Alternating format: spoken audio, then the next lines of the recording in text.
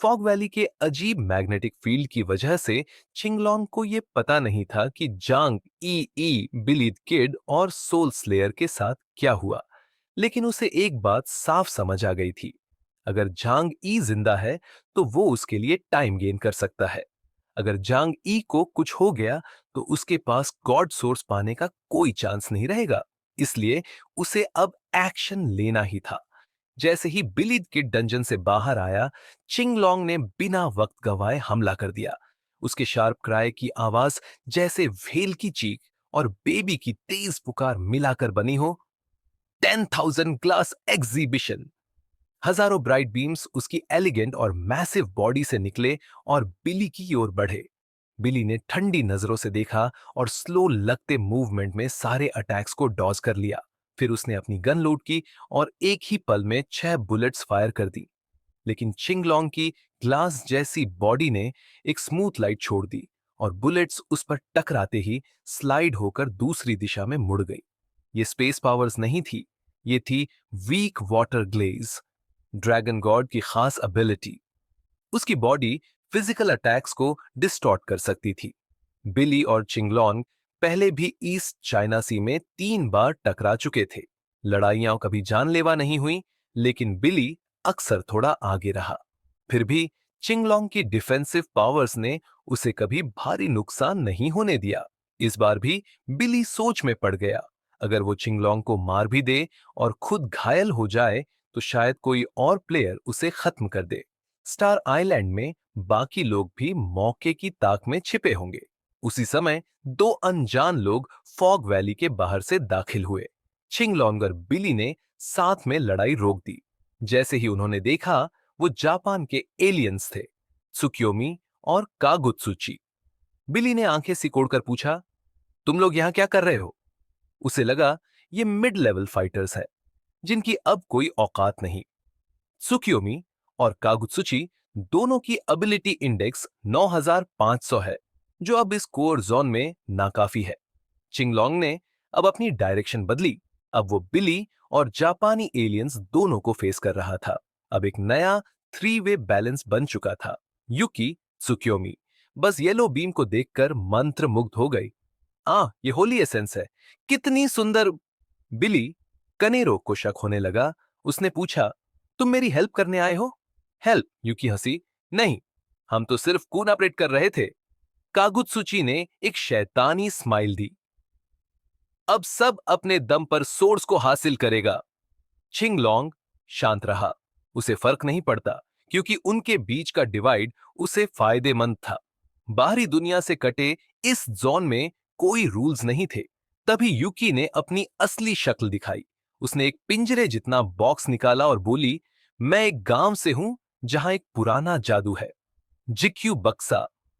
7 महीने की प्रेग्नेंट औरत की बलि देकर जो बॉक्स बनता है, वो श्राप से भरा होता है।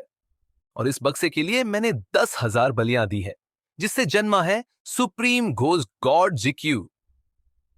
जैसे ही उसने बॉक्स खोला, काली धुआं उसकी पीठ पीछे के विशाल राक्षस में समा गई। अब उसका रियल फॉर्म सामने था, एक दैत्य जिसका नाम सुनते ही डर लगे। काले खून से सने स्पेल से सील्ड बॉक्स को या कयानशॉ ने खोला। बॉक्स की दरारों से काली धुआंसी एनर्जी आसमान में फैल गई। दूर से कैनेरो और चिंगलोंग ने तेज चीखें सुनी। वो थीं हजारों औरतों की आत्माएं, जिनके गर्भ चीर दिए गए थे। सारी रिसेंटमेंट या कयानशॉ के पीछे खड़े घोस्ट गॉड जीकू ने एब्जॉर्ब कर ली। उसका शरीर पल भर में विशाल होने लगा और उसके आसपास काली बिजली चमकने लगी। ब्लैक ऑन रेड आर्मर में वो किसी अंडरवर्ल्ड के राक्षस जैसा लग रहा था। दोनों घोस्ट ब्लेड्स पर भयानक इविल एनर्जी थी। कुछ ही सेकंड में वो एक सैकड़ों मीटर ऊंचा राक्षसी देव बन चुका था और या कियानशॉ उसके शरीर में समा गया। गॉड का सोर्स नियोन भी मांगेगा, या की आवाज गूंजी। कैनेरो और चिंगलोंग का चेहरा सख्त हो गया, क्योंकि अब उनके सामने एक और एप्सिलॉन लेवल खतरा था। जापानी कितने चालाक हैं, इतने सालों से चुपचाप तैयारी कर रहे थे, चिंगलोंग ने कहा। तभी जमीन से जोरदार धमाका हुआ। जमीन फटी और एक तेज रोशनी ऊपर निकली। वो था झांग यी। जमीन से एक एनर्जी कैनन निकली जो उसके पास से गुजरी। झांगी धुएं से भरी घाटी में जा गिरा और वहां सब एक पल को ठहर गए। झांगी ने सबको देखा, जीकू, चिंगलोंग, और तीनों में इप्सिलॉन लेवल की एनर्जी साफ महसूस की। तो आखिरकार सारे डेविल कार्ड्स बाहर आ ही गए। झांगी बोला, नीचे एबिस से निकलती लाइट को देखता रहा। तुम सब गॉड के सोर्स के लिए आए हो, है ना? जीकू से या कचियांशो की ठंडी आवाज आई। हम कोलंबिया के एलाए हैं, पहले जरूरतमंदों को बाहर करते हैं। मुझे मारना इतना आसान नहीं, झांगी बोला। अब चिंगलोंग भी बोल पड़ा, मैं तेज नहीं हूं, पर कोई मुझे कीड़ा समझे, ये हजम नहीं होगा। Weak water glazed dragon god के माथे पर एक तीसरी आंख खुली। शरीर की ब्लैक लाइंस पर गोल्डन ग्लो आ गया और एक जबरदस्त ऑनरा फूटा। तीसरी, इप्सिलॉन लेवल ताकत। पोस्ट एपोकैलिप्टिक दुनिया में हर देश टॉप लेवल म्यूटेंट्स की रिसर्च कर रहा है। कोलंबिया और ईस्ट चाइना सी रीजन भी पीछे नहीं। चिंगलोंग एक फेल्ड एक्सपेरिमेंट था, लेकिन उसके पास था इप्सिलॉन एक्सपीरियंस कार्ड। हर बार यूज करने से वो थोड़ी लाइफ खोता है, पर पल भर को इप्सिलॉन पावर पा लेता है। वही उसकी अल्टीमेट ट्रिक थी। झांगी और कैनेरो को भी अब समझ आया कि गेम उनके लेवल से ऊपर जा चुका है। तीन इप्सिलॉन लेवल बीइंग्स एक साथ। जर भरी हवा साफ हो गई और दोनों आर्मीज के कमांड सेंटर्स अलर्ट हो गए। तीन इप्सिलॉन फोर्सेस। सब शॉक थे। मैग्नेटिक फील्ड ने सिग्नल्स रोक दिए, कोई नहीं समझ पाया वहां एक्चुअल में क्या हो रहा है। नियोनन का रिप्रेजेंटेटिव जनरल हॉर्न को घूरते हुए बोला, हमने सोचा हम ही सबसे हिडन है, पर कोलंबिया और हुआशू भी तैयार थे। बस रेवन पैलेस सोर्स ले आए, यही उम्मीद है।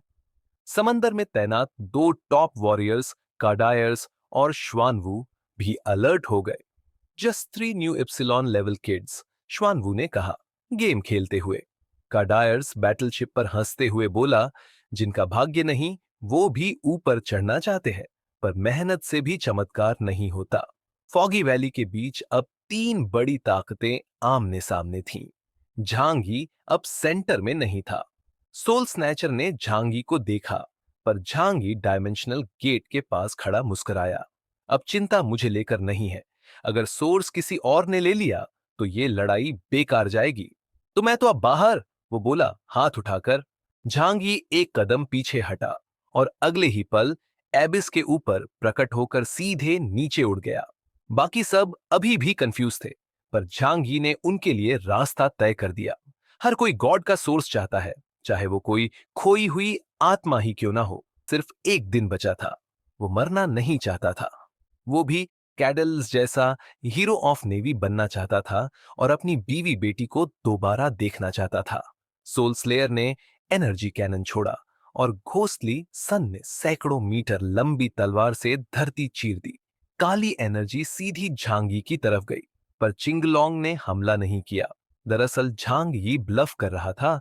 वो सच में सोर्स लेने नहीं गया था।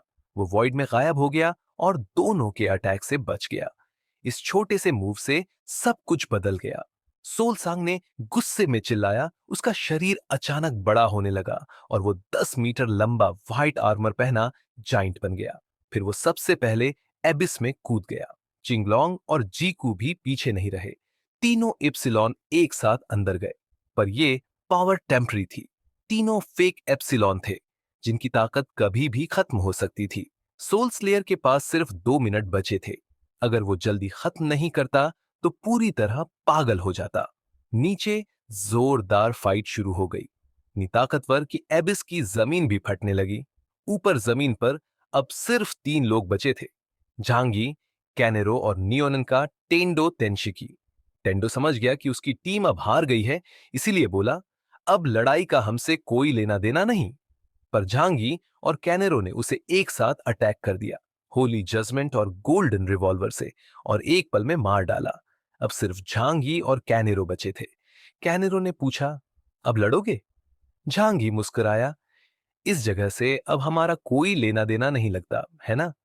कैनेरो ने सिर हिलाया, सही कहा, लगता है हम बस शो देखने आए थे। दोनों समझ चुके थे कि असली लड़ाई एबिस में है और नीचे वाले लोग अपनी जान जोखिम में डाल रहे हैं। उन दोनों के पास असली एप्सिलॉन टैलेंट है, तो अगर जिंदा रहे तो एक दिन वो भी ऊपर पहुंच सकते हैं। झांगी बोला, अगर बहुत देर हो गई तो निकलने का मौका भी नहीं मिलेगा।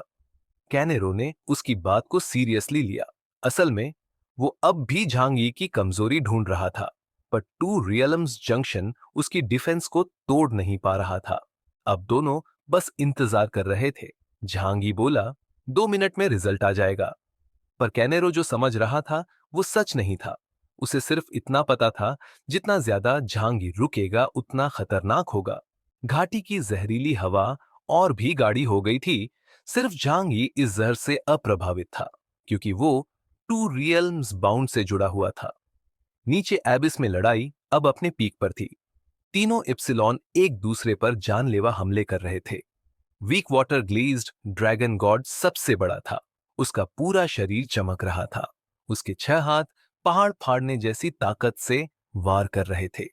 घुसेंजगी ने जिन 2 तलवारों को उठाया था, उनमें भारी रंजिश भरी थी। उसने एक तलवार से सामने वाले पर हमला कर दिया।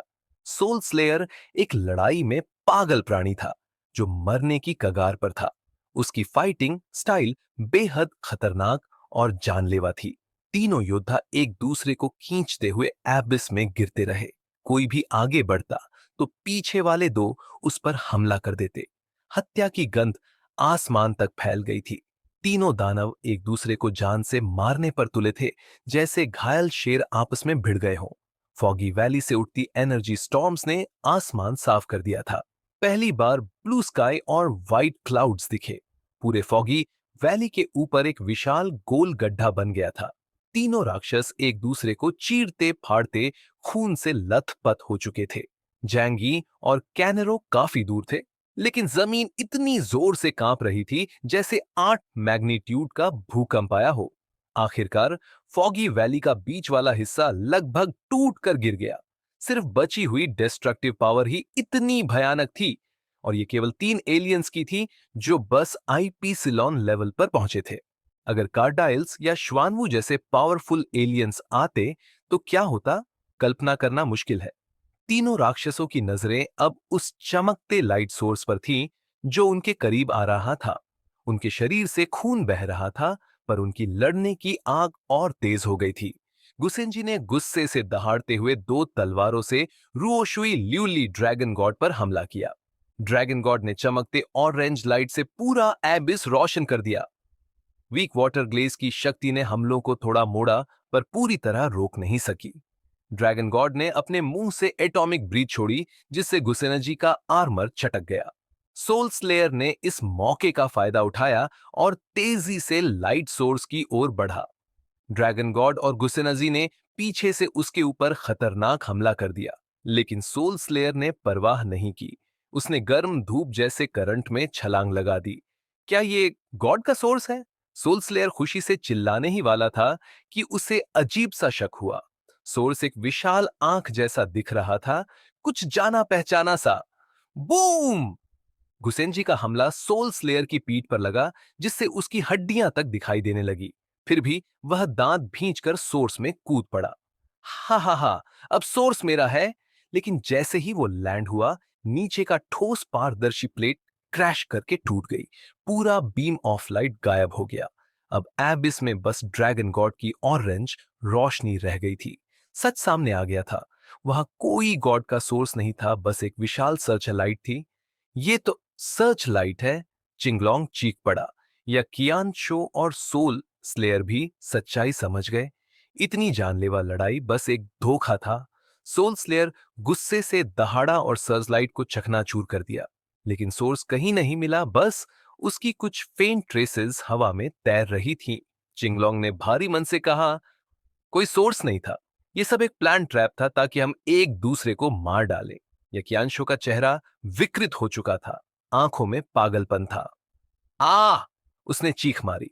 गुसेंजी के अल्टीमेट वेपन ने उसे भी भारी नुकसान पहुंचाया था। अब सोल स्लेयर भी पूरी तरह पागल हो चुका था। एबिस के नीचे जैसे शैतानों का दरवाजा खुल गया हो, हथियारी हवा आसमान को चीरने लगी थी। झांगी और कैनेरो दूर से एबिस की ओर देख रहे थे, लेकिन झांगी के चेहरे पर कोई बदलाव नहीं था। उसे पता था कि ये तीनों मॉन्स्टर्स नीचे जाकर भी किसी नतीजे तक नहीं पहुंचेंगे, क्योंकि ये सब उसी का प्लान था जिससे फॉग वैली में युद्ध का बैलेंस बिगड़ जाए। असल गॉड का सोर्स तो यहां था ही नहीं। थोड़ी देर बाद एबिस से डरावनी आत्माओं की चीखें आने लगी। झांग ही जान गया कि सच्चाई अब सामने आ गई है, लेकिन अब फर्क नहीं पड़ता। उसका मकसद पूरा हो चुका था। वो स्पेस टाइप एलियन था और उसकी time based ability echoes of time उसे सबसे मुश्किल हालात में भी बचा सकती थी। रोर! सोल स्लेयर ने आसमान की ओर छलांग लगाई। अब वो बस एक पागल कातिल था। उसे झांगी की लोकेशन का अंदाजा हो गया और वो उसकी ओर भागा। उधर याक्यांशो और गुस्सिनजी भी आसमान में उड़े। उन्हें अब असली मास्टरमाइंड की तलाश थी। कयास लगाना आसान था। जिंदा बचे कुछ ही लोग थे, क्योस और बिली किड। यहां तक कि weak water glazed dragon god भी उनसे जवाब चाहता था, क्योंकि इस ट्रिक की वजह से उसे जबरदस्ती एप्सिलॉन बनना पड़ा, जिससे उसकी जान को खतरा था। झांग ये सब समझ चुका था। उसने कैनेरो की ओर देखा। अब तू ही उनका गुस्सा झेलेगा। मैं जा रहा हूं। वो डायमेंशनल डोर खोलकर भागना चाहता था, लेकिन दरवाजा खुलते ही टूट गया। ये कैसे हुआ? उसके चेहरे पर हैरानी थी। उसकी सबसे स्ट्रॉन्ग डिफेंस ऐसे कैसे फेल हो गई? इस पर कैनेरो मुस्कुराया और सिर पर अपनी सिल्वर रिवॉल्वर तान दी। क्योस, तू ताकतवर है, मगर क्या तूने सोचा था कि हम तुझसे बेखबर होंगे? तभी जहरीली गैस के बीच से एक हरा साया निकला। यह था हेल चेन का सर्वाइवर, ओलरिच हैमंड उर्फ हर्स्ट। हाँ, मैं ही हूं, हैमंड बोला। तू अपनी स्पेस डिफेंस से बचा तो रहा, पर तूने ये नहीं सोचा कि जर भी तेरा सबसे बड़ा दुश्मन बन सकता है। उसने बहुत पहले ही जहरीले माइक्रो पार्टिकल्स हवा में फैला दिए थे। वो धीरे धीरे झांगी की दूसरी दुनिया में जमा होते रहे, और अब जब वो लिमिट क्रॉस कर गए तो धमाका हुआ। उसका स्पेस डिफेंस चकनाचूर हो गया और अब वो बिल्कुल अकेला था। उधर तीनों एप्सिलॉन लेवल एलियंस भी आ पहुंचे। सबकी नजरें अब झांगी पर थीं। गॉड का सोर्स झूठा निकला, असली सोर्स कहां छुपाया? गुशिनजी गरजा। अब सब समझ चुके थे। उस दिन जब झांगी फॉग वैली में भागा था, तभी वो बीम ऑफ लाइट और गॉड की एनर्जी दिखाई दी थी। मतलब सब झूठ झांगी ने बनाया था। क्योस, तूने बहुत मजाक कर लिया, ड्रैगन गॉड ने कहा। सोल स्लेयर का गुस्सा अब बेकाबू हो गया। अबे हरामी, बता असली होली एसेंस कहां है, वरना तुझे दुनिया का सबसे बुरा मरेगा। अब झांगी की स्पेस एबिलिटी भी फेल हो चुकी थी और वो 3 इप्सिलॉन एलियन से घिरा था। कोई भी नॉर्मल एलियन इतने खतरनाक दुश्मनों से एक साथ नहीं निपट सकता। सबको लगा कि झांगी अब मारा जाएगा, लेकिन तभी उसने गहरी सांस ली और आंखें बंद कर ली। फिर खोली तो उसकी पलकें बर्फ जैसी ठंडी और निगाह तलवार जैसी तेज थी। एक भयानक शक्ति उसके शरीर से फूटी और पूरी फॉग वैली को हिलाकर रख दिया। आज बहुत मजा आया। वो एनर्जी वैली से निकलकर पूरे स्टार आइलैंड में फैल गई। समंदर के पार खड़े कार्डलेस और श्वेनवू ने यह महसूस किया, एक और एप्सिलॉन, और ये पहले के तीनों से ज्यादा स्ट्रांग है। झांगी 3 एप्सिलॉन एलियन से घिरा हुआ था, लेकिन उसके शरीर से निकली ताकत ने उन तीनों को चौंका दिया। दूर खड़े कैनेरो और हैमंड के रोंगटे खड़े हो गए। कायोस, वो एप्सिलॉन है, ये कैसे हो सकता है? अचानक झांगी के पीछे एक विशाल ब्लैक डायमेंशनल गेट खुल गया, जो पहले की तरह ट्रांसपेरेंट नहीं था। उसने अपने दाएं हाथ से उस ब्लैक वॉर्टेक्स में हाथ डाला और वॉइड मैटर से बना एक काला तलवार बाहर निकाला। सामने खड़े सोल को देखते हुए उसने एक सादा सा वार हवा में किया, लेकिन उस वार से निकली ब्लैक लाइट वेव हजारों मीटर दूर तक फैल गई और सोल को सीधे टक्कर मार दी। सोल ने बचने की कोशिश की, लेकिन उसका व्हाइट आर्मर क्रैक की आवाज के साथ टूट गया और उसके सीने से खून निकल पड़ा। या क्यानशो और चिंगलोंग चौंक गए। वो जानते थे सोल स्लेयर कितना ताकतवर था, लेकिन झांगी के एक ही वार से वो गिर गया। कैनेरो दूर से झांगी को देख रहा था। उसकी आंखों में खून उतर आया था। वो यकीन नहीं कर पा रहा था कि जिसे वो एक वक्त शिकार समझते थे, वो अब इतनी ताकत पा चुका है। सोर्स ऑफ गॉड, तुझे सोर्स ऑफ गॉड मिल गया, कैनेरो चिल्लाया। लेकिन तू तो पूरा टाइम भग रहा था, तूने एब्जॉर्ब कब किया? कायोस बस मुस्कुराया। हाँ, कब मिला? शायद आधा महीना पहले। ये सुनकर सभी शॉक्ड रह गए। आधा महीना पहले? तब तो हम आइलैंड पर भी नहीं उतरे थे। हेमंड ने बुदबुदाया। झांगी ने कंफर्म किया। हाँ, सोर्स ऑफ गॉड उसी समय मेरे पास था। असल में झांगी तो पहले से ही एप्सिलॉन था। वो सबको बेवकूफ बना रहा था। दो देश, बड़ी बड़ी फोर्सेस आधे महीने तक उस चीज के लिए लड़ती रहीं जो पहले से उसके पास थी। और झांगी एक डेल्टा वॉरियर बनकर सबका शिकार करता रहा। कायोस, तू बहुत बड़ा धोखेबाज है, या क्यांशो चीखा। और गुइशेन जीक्यू ने फुल पावर के साथ हमला किया। लेकिन जांगी हवा में खड़ा था और उसके चारों ओर हजारों गेट्स खुल गए। जीक्यू का अटैक उन गेट्स में समा गया और उलटा उसी पर वार हो गया। उसे इतनी जोर की टक्कर लगी कि वो पीछे की पहाड़ी को चीरता हुआ दूर जा गिरा। झांगी ने हाथ फैलाकर हंसते हुए कहा, मैंने बहुत समय तक खुद को रोका। अब सब कुछ अनलीश करने का टाइम है। तुम्हें नहीं पता मैं कितनी बार तुम्हें मारने से खुद को रोका। कैनेरो ने कॉम्पाउंड एक्स इंजेक्ट किया जिससे उसे टेम्पररी एप्सिलॉन पावर मिल सके। लेकिन असली एप्सिलॉन और नकली में फर्क होता है। ऊपर से सोल, जी क्यू और ड्रैगन पहले ही थक चुके थे। कैनेरो ने अपने दो रिवॉल्वर से एक गोल्ड और एक सिल्वर बीम फायर की। लेकिन जांगी के गेट्स ने सब एब्जॉर्ब कर लिया और फिर वही अटैक वापस भेज दिए। लेकिन कैनेरो भाग चुका था, इसलिए वो अटैक सिर्फ जमीन को फाड़ गए। हैमंड भी भाग गया। झांगी ने उन्हें नहीं रोका क्योंकि बाकी तीन दुश्मन फिर से उस पर अटैक कर रहे थे। फॉगी वैली से बाहर निकलते ही कैनेरो और हैमंड ने कमांड सेंटर से कांटेक्ट किया और सब बता दिया। जनरल हॉर्न का दिमाग सुनकर ब्लैंक हो गया। क्या झांगी ने अकेले पूरी प्लानिंग की और दो देशों की फोर्सेस को बेवकूफ बना दिया? अब कैनेरो को बस एक ही उम्मीद थी, कार्डिलेस मेरी मदद करो। क्योंकि वो जानता था असली इप्सिलॉन से वो कभी नहीं जीत सकता। जनरल हॉर्न इतना गुस्से में था कि कांप रहा था। इस मिशन के बाद वो जरूर बर्खास्त कर दिया जाएगा। थोड़ी सी गड़बड़ ने सबको जोकर बना दिया था। कार्टिल्स, फौरन जाओ और उस कायोस को खत्म करो। हॉर्न ने गुस्से में आदेश दिया। फॉगी वैली में अचानक उभरी जबरदस्त ताकत और हॉर्न के हुक्म ने आखिरकार कार्टल्स को भी हरकत में ला दिया। सच सामने आ चुका था। सब लोग झांगी की बिछाई हुई चाल में फंस चुके थे। इतना अपमान कार्टल्स कैसे बर्दाश्त करता? वो शिप के मेन गन से एक तोप के गोले की तरह झिंगड़ाव की ओर कूद पड़ा। जहाज उसके धमाके से कई मीटर नीचे धंस गया। पानी चारों तरफ उछल गया। उधर जॉइंट कमांड सेंटर अब तक समझ नहीं पाया था कि वहां हुआ क्या था। एक के बाद एक इप्सिलॉन लेवल की ताकत का आना सबको डरा चुका था। आखिर वहां चल क्या रहा है? ली तियानयांग अब गॉड सोर्स पाने के लिए खुद को भी अनसेफ फील कर रहा था। तभी उन्होंने देखा कि कार्टिल्स सीधे झिंगड़ाओ की तरफ भाग रहा है, बिना किसी परमिशन के। क्या कार्टिल्स पागल हो गया है? वो सोच रहा था कि श्वानवू को भेजकर कोलंबियन नेवी को तबाह कर दे। लेकिन तभी श्वानवू ने अचानक हेडफोन उतार फेंका और बोला, फॉगी वैली में कुछ बड़ा हुआ है। तभी ली त्यान्यांग को इंटेलिजेंस टीम से नोटिफिकेशन मिला। जनरल हॉर्न डायरेक्ट बातचीत चाहता है, कनेक्ट करो। ली ने ठंडी आवाज में कहा।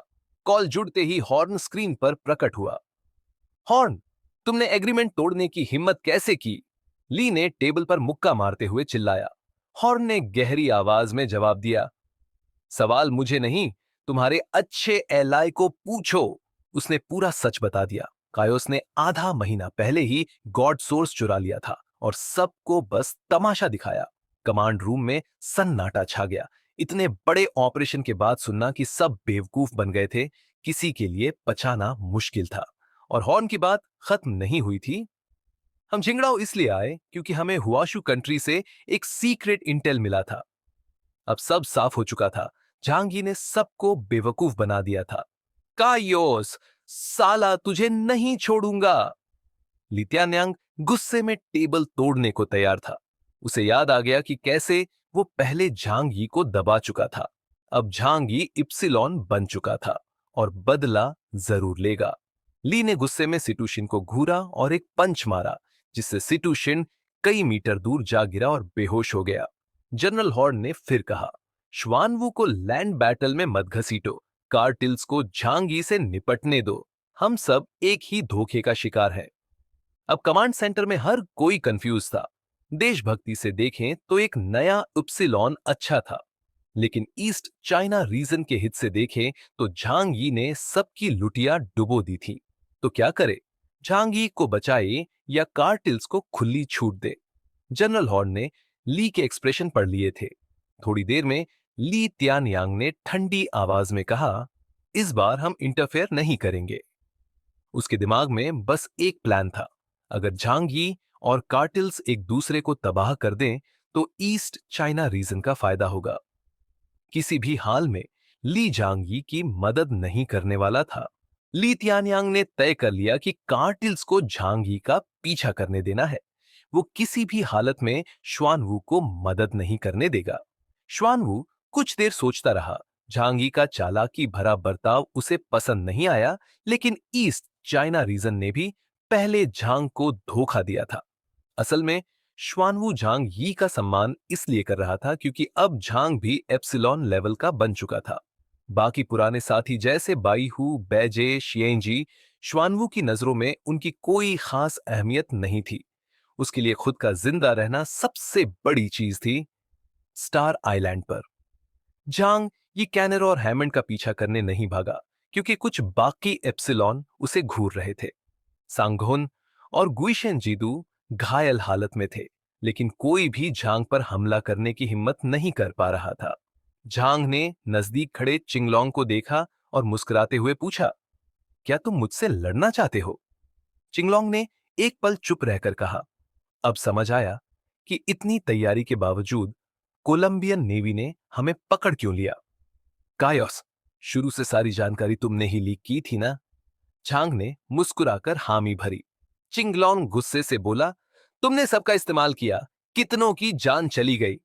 झांग ने बोरियत से कहा, ओ प्लीज मुझे लेक्चर मत दो, जाने गई तो गई, मुझसे क्या लेना देना। जब तुम लोगों ने मुझे हथकड़ी पहनाकर कंपाउंड नंबर 3 के साथ पकड़ लिया था, तब तो बड़ा न्यायप्रिय नहीं बन रहे थे। साफ बात है पाए, जिसके पास ताकत है वही रूल करता है। चिंगलोंग गुस्सा पी गया, क्योंकि उसे पता था झांग से लड़ना बेवकूफी होगी। वो बोला, असल में मैं हमेशा तुम्हारे साथ ही था, कायोस। झांग ने हल्की मुस्कान से कहा, ठीक है।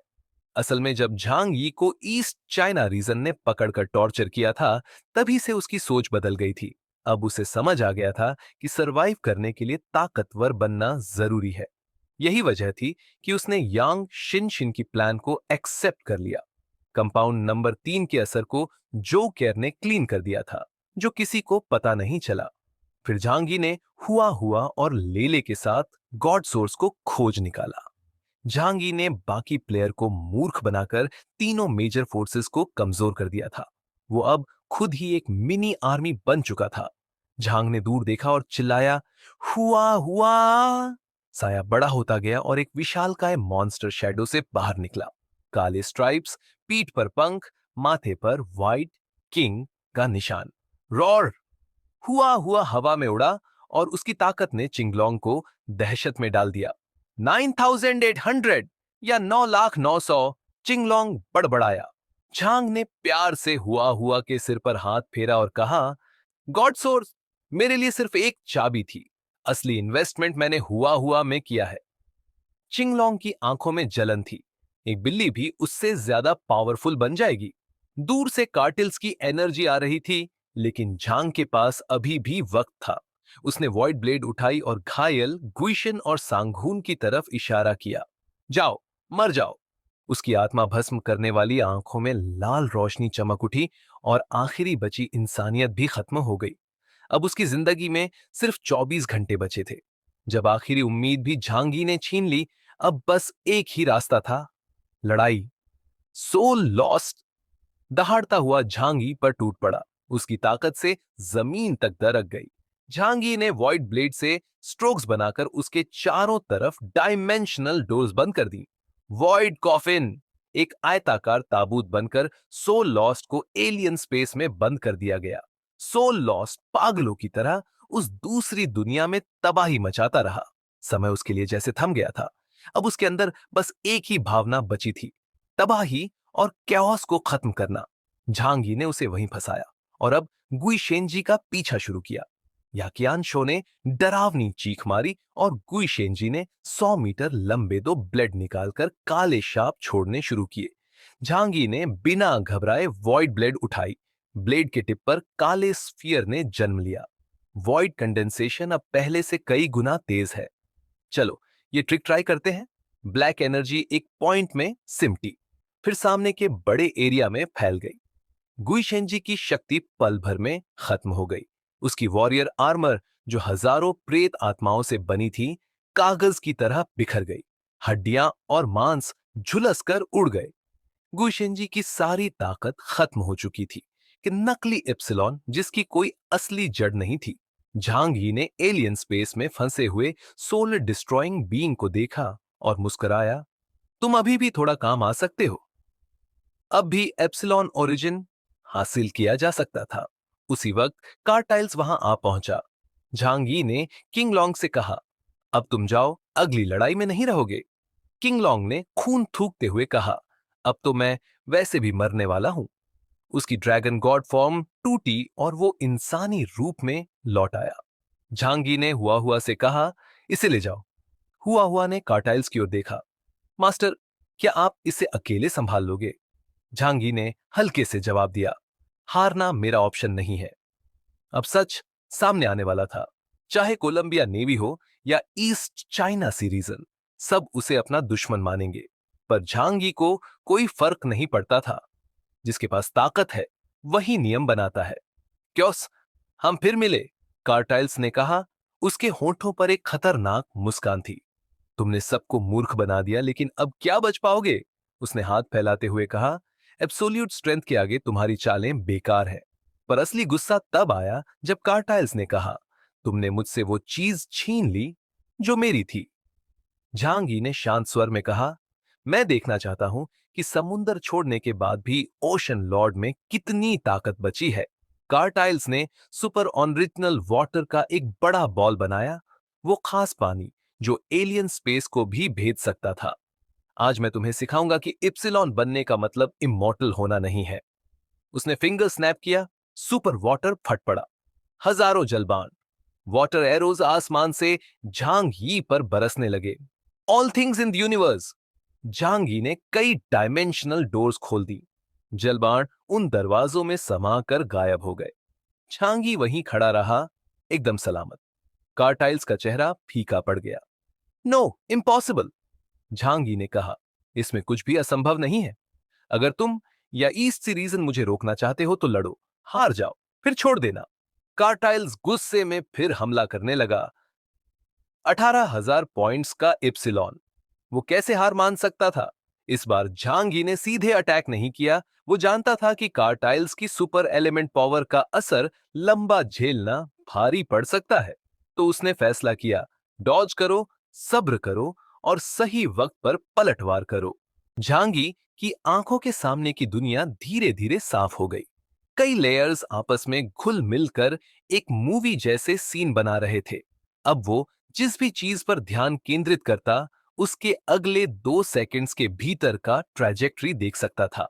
इप्सिलॉन में प्रमोट होने के बाद उसकी इको ऑफ टाइम स्किल ने क्वालिटेटिव ब्रेक थ्रू कर लिया था। अब वो खतरे को सिर्फ फील नहीं करता, बल्कि 2 सेकंड्स का भविष्य भी देख सकता था। इस नए पावर का नाम था tracking the tracks of all things. अब झांगी दुश्मनों के मूव्स प्रेडिक्ट कर सकता था, बच सकता था और पलटकर वॉर भी कर सकता था। कार्टाइल्स ने हमला किया, लेकिन पावर जमा करने से पहले ही झांग यी ने एक्ट कर दिया। उसने चारों तरफ 100 डायमेंशनल डोर्स खोली और वॉइड फोर्स से दर्जनों काले टेंटेकल्स कार्टाइल्स की तरफ भेजे। कार्टाइल्स ने सुपर ओरिजिनल वाटर से खुद के चारों ओर एक पतली वाटर कर्टन बनाई। टच करते ही वॉइड टेंटेकल्स बुझ गए, जैसे पानी में पटाखा डूब जाए। फिर कार्टाइल्स ने सुपरमैन की तरह उड़ते हुए मुक्का झांग यी की ओर फेंका। पूरा शरीर सुपर ओरिजिनल वाटर से ढका था और एलियन स्पेस से भी उसे डर नहीं था। झांग यी ने तुरंत एनालाइज किया, अगर ये सुपर मटेरियल एलियन स्पेस में खिंच गया तो स्पेस भी कोलैप्स कर सकता है। सो उसने तेजी से डॉज किया और हजारों मीटर दूर निकल गया। कार्टाइल्स के गुजरते ही रास्ते का सारा मैटर घुलकर गायब हो गया। झांगी ने बल्दिया का लॉन्गबो निकाला और भविष्य देखकर धीरे धीरे ताकत इकट्ठा करने लगा। फिर एक तीर छोड़ा, वॉइड एरो। आधा स्टार आइलैंड उड़ गया, लेकिन कार्टाइल्स बच निकला। झांगी समझ गया, भविष्य देख सकते हो, मगर जल्दी दखल दोगे तो ट्रैजेक्टरी बदल जाएगी। जैसे गिरते हुए पत्ते को पकड़ने जाओ और हवा से दिशा बदल जाए। तो अब उसे सही टाइम पर हमला करना था, ताकि दुश्मन डॉज ना कर सके। कार्टाइल्स एक असली वेटरन एप्सिलॉन था। स्ट्रेंथ और फाइटिंग एक्सपीरियंस दोनों परफेक्ट। इस फाइट से जांग यी को खुद को सुधारने का मौका मिल रहा था। उसने सोचा, मुझे जीतने की जरूरत नहीं, बस हारनी नहीं चाहिए। उसका करंट पावर लेवल 13,000 पॉइंट्स था। कार्टाइल्स से जमीन पर फाइट जीतना मुश्किल था, मगर सरवाइव करना आसान। कार्टाइल्स ने गुस्से में ताबड़तोड़ हमले शुरू किए, लेकिन जांग ये सैनलुओ वानशियांग डिफेंस से सब कुछ ब्लॉक कर रहा था, बिना जल्दबाजी, शांति से। सी बीच गरज रही थी, लहरें उठ रही थीं, लेकिन स्टार आइलैंड के फॉग वैली तक नहीं पहुंच पा रही थी। कार्टाइल्स समुंदर छोड़ चुका था, उसकी पावर घट गई थी। झांगी ने हंसते हुए कहा, समुंदर के बिना तुम कुछ नहीं कर सकते फराह। कार्टाइल्स के चेहरे पर गहरी नफरत आ गई। उसने गुस्से में जमीन पर पंच मारा, जिससे धरती फट गई और अंडरग्राउंड वाटर ऊपर फूट पड़ा। लेकिन झांगी फिर मुस्कुराया। ग्राउंड वाटर तुरंत बर्फ बन गया। समुंदर जैसा मजबूत नहीं था। कार्टाइल्स ने गुस्से में एक लंबा आइस स्पाइक उठाकर फेंका। झांग ही ने अपनी दाहिनी आंख से स्पेस डिस्टॉर्शन क्रिएट किया। God destroy. आइस स्पाइक पल में बिखरकर चमकती बर्फ बन गया। कार्टाइल्स ने सुपर ओरिजिनल वाटर से अटैक जारी रखा, लेकिन झांग ही ट्रैकिंग ऑल थिंग्स से उसकी हर मूवमेंट पहले ही देख लेता और बच जाता। बर्फीली फाइट से पूरा आइलैंड तबाह हो गया, लेकिन कार्टाइल्स एक बार भी झांगी की डिफेंस नहीं तोड़ पाया। अंत में बौखलाकर चिल्लाया, कायर, अगर दम है तो सामने आकर फाइट कर। झांगी ने बेहद ठंडे स्वर में कहा, मैं हमला नहीं कर रहा, इसका मतलब यह नहीं कि मैं हार रहा हूं। झांगी ने कार्टाइल्स पर हमला करने की कोशिश की। उसकी वॉइड पावर लगातार बढ़ रही थी, लेकिन कार्टाइल्स की एबिलिटी इंडेक्स उससे काफी ज्यादा थी। सुपर ओरिजिनल वाटर उसके वॉइड अटैक्स को आसानी से ब्लॉक कर रहा था, लेकिन सेनलुओ वानशियांग डिफेंस भी कार्टाइल्स के ज्यादातर हमलों को सोख लेता था। अगर नहीं भी सोखता तो ट्रैकिंग ऑल थिंग्स से जांग ये पहले ही डॉज कर लेता। टाइम और स्पेस की ड्यूल सिस्टम एबिलिटी उसे लगभग इनविंसिबल बना रही थी। जैसे जैसे उसकी असली ताकत खुल रही थी, उसका एडवांटेज और बढ़ता जा रहा था। झांगी ने शांति से कहा, कार्टाइल्स रुक जाओ, तुम मुझे मार नहीं सकते। लड़ाई बढ़ाने का कोई फायदा नहीं। मत भूलो, ईस्ट चाइना सी रीजन भी मौके का इंतजार कर रहा है। जांगी की बात पर कार्टाइल्स ने अनजाने में किनारे की तरफ देखा। समंदर में ईस्ट चाइना सी के लोग अलर्ट पर थे। अगर जांग ये जल्दी मारा जाता तो वे गुस्सा निकालते, लेकिन अब हालात मुश्किल थे। अगर ज्यादा टाइम वेस्ट होता तो खुद कार्टाइल्स को खतरा हो सकता था। वो कोई परपैचुअल मोशन मशीन नहीं था। झांगी ने हल्की हंसी के साथ कहा, मैंने श्वानवू से डील कर ली है। पहले मैं तुम्हारी एनर्जी खत्म करूंगा, फिर हम दोनों मिलकर तुम्हें खत्म कर देंगे। कार्टाइल्स का चेहरा और भी सख्त हो गया। उसे शक था कि झांग ही ब्लफ कर रहा है, लेकिन रिस्क नहीं ले सकता था। कायर, कार्टाइल्स चिल्लाया, तुम अपने टर्टल शेल में छुपकर खुद को सेफ समझते हो। मैं तुम्हें नहीं मार सकता, लेकिन तुम्हारे करीबियों को तो मार सकता हूं। झांग यी का दिल एक पल के लिए धड़कन मिस कर गया। उसे तियानहाई सिटी के अपने साथियों की याद आई। अगर कार्टाइल्स हमला करता तो शेल्टर ज्यादा देर नहीं टिक पाता। पर झांग ये जल्दी ही शांत हो गया। उसने ठंडे स्वर में कहा, बहुत अच्छा, अगर तुम बेस कैंप छोड़ोगे तो मैं डायरेक्टली ओशन फ्लीट के जनरल्स को मार डालूंगा। हीट वेपन्स मुझे नहीं रोक सकते, लेकिन मैं उन्हें मिनटों में साफ कर सकता हूं। चलो फिर देखेंगे कौन हार मानता है। कार्टाइल्स का चेहरा जम गया। वो जानता था कि झांग यी को नॉर्मल लॉजिक से नहीं समझा जा सकता। अगर बेस कैंप खतरे में पड़ा तो उसका खुद का भी सब कुछ खत्म हो सकता था। वो अकेला ताकतवर रह जाएगा, लेकिन बेसलेस। झल्लाहट में कार्टाइल्स ने उंगली से झांग यी की तरफ इशारा किया। तुम। लेकिन फिर चुप हो गया। झांग यी को धमकी देना बेकार था। उसे अब एहसास हो गया था कि झांग यी भी उसी की तरह सिर्फ खुद से प्यार करता है। अगर साथी मर भी जाए तो झांग यी टूटेगा नहीं, बल्कि और ज्यादा पागल होकर बदला लेगा। अचानक कार्टाइल्स ने हिंसक हमले फिर से शुरू कर दिए। झांग यी ने चमकती आंखों से अटैक्स डॉज किए और समझ गया, ये अपनी एनर्जी जला रहा है। उसने होली जजमेंट निकाली, वॉइड पावर ब्लेड पर चढ़ाई और फिर एक विशाल वॉइड स्लैश बरसाया। स्टार आइलैंड पर जंग और भयंकर हो गई। समंदर में दोनों आर्मी के कमांड सेंटर्स ये सब देख रहे थे। जनरल हॉर्न का दिल कांप गया। कैसे कैसे चाओस झांग यी कार्टाइल से लड़ पा रहा है? महज एक महीने में 9,800 इंडेक्स से इतने टॉप लेवल पर पहुंच जाना अविश्वसनीय था। साइड में खड़े क्लूडी ने धीरे से कहा, शायद यही असली टैलेंट है। जनरल हॉर्न को जैसे सच्चाई का एहसास हुआ। झांग ये किसी भी संगठन का नहीं था। अपनी मेहनत और लक से ही वो इतना आगे बढ़ा था। आइप्सिलॉन बनने के बाद उसकी असली ताकत खुल गई थी। अब वो पुराने दिग्गजों से भी टकरा सकता था। जनरल हॉर्न ने गहरी सांस ली। जियांगनान रीजन के लिए कितनी बड़ी टैलेंट वेस्टेज है ये।